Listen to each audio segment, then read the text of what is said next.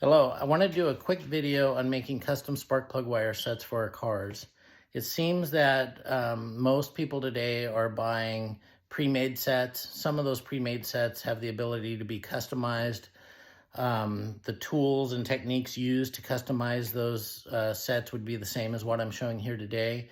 What I do is I make so many sets of wires in my shop that I just buy things in bulk. It's cheaper for me and I end up with a nicer product.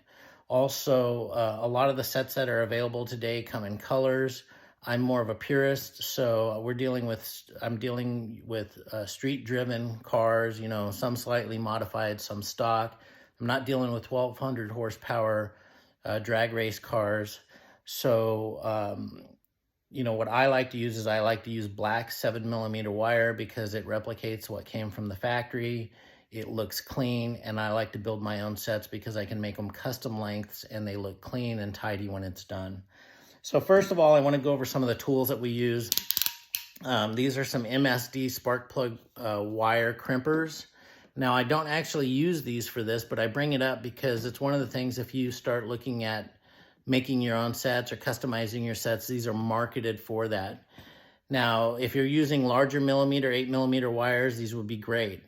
Again, I'm using 7mm wires and I found that these don't work well.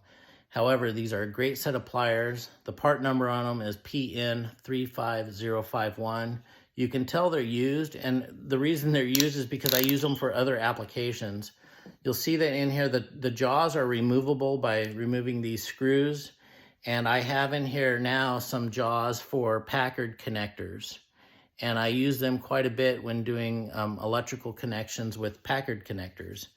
Also available is these jaws here for doing butt connectors.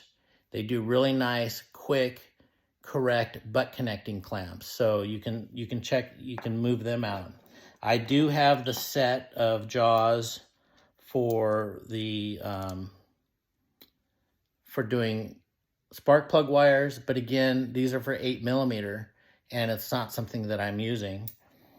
These, by the time I got the set of pliers and the 4 sets of jaws, which I believe is all that MSD offers, I'm probably close to, if not over, $100 into these.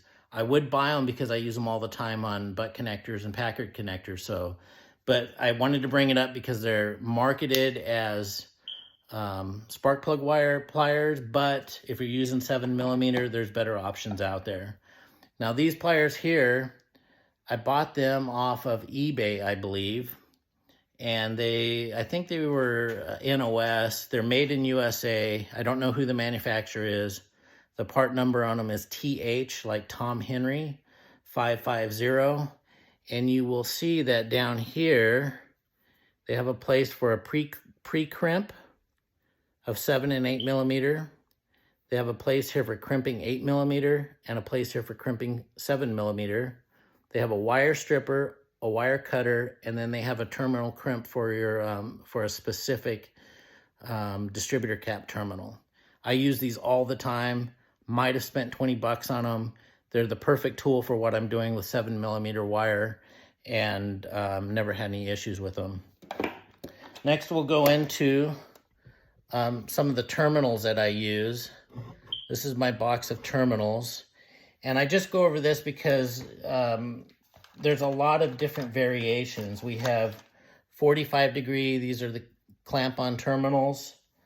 We have 90 degree clamp-on terminals. We have 180 degree, which are straight clamp-on terminals. And then all the different boots, 45 degree boots. I think they make 60 degree boots, straight boots. If you're doing a point style distributor and you have a coil, this is the center cap for the coil. Point style distributor straight, point style distributor 90, and then HEI boots. And what I'll do today is, because I'm running an HEI distributor on my test engine, I'm just going to show you real quick what I would use and how I would do it for the terminal that goes on there to the distributor cap. So the other tool that's very useful, silicone spray. So what I do is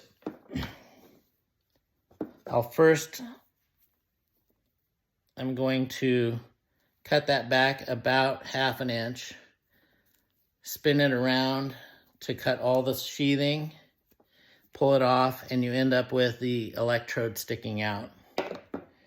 Then what I do is I spray this with a little silicone spray, take my rubber boot, shove it through there, and if I'm lucky, I push it, it gets pushed through. So the reason I cut that first is it gives it, I strip it first, as I'm going through that kind of tight 90, it gives it a kind of a lead, and I found that to be better. So the next thing I do is I take my terminal crimp that I'm going to use, I fold over the electrode, and I want the electrode to fall in the back side of this terminal. The reason I don't do it on the top side is it could come out easier. So like I say, I flip that over, and then I lay that into the back of the terminal. I'll try to show you guys here quick. So I folded it over, and I'm going to lay it into the back of that terminal. That way I can be assured that it gets full connection with the metal terminal, because the voltage is being carried through this little wire. If we had this hooked up right now and it sent a spark and I was holding that, I would get shocked. So it just needs to lay in the back there and get the full connection with that metal terminal. So then what I do is I hold it in there, go to the pre-crimp,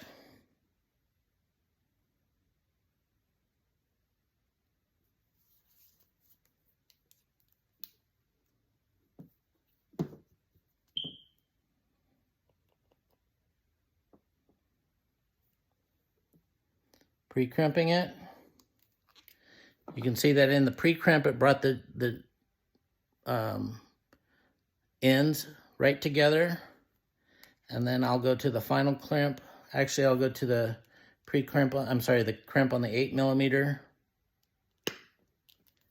and then I'm going to go to the crimp on the 7mm.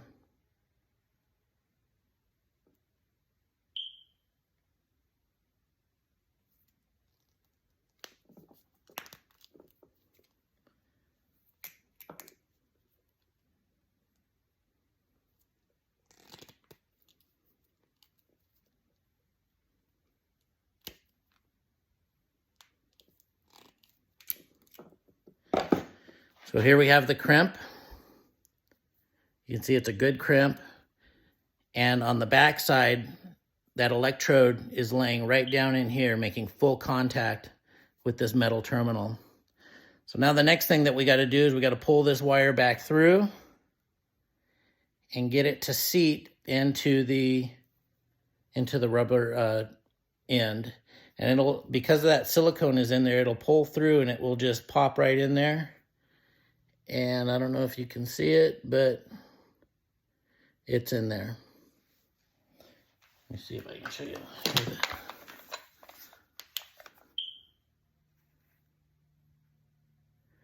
It's in there. So that's how you make your custom-made terminals. So what I would do is I would just put this on here. Then I would pull it to length, figure out where I want it, cut it, do the same thing on the other end with the proper terminals. Hope you guys enjoy it. Hope you can use it. Hope it furthers the hobby. Subscribe my page. I'm going to be putting up more videos on tuning, drivability on carbureted and distributor-driven cars. Have a good day.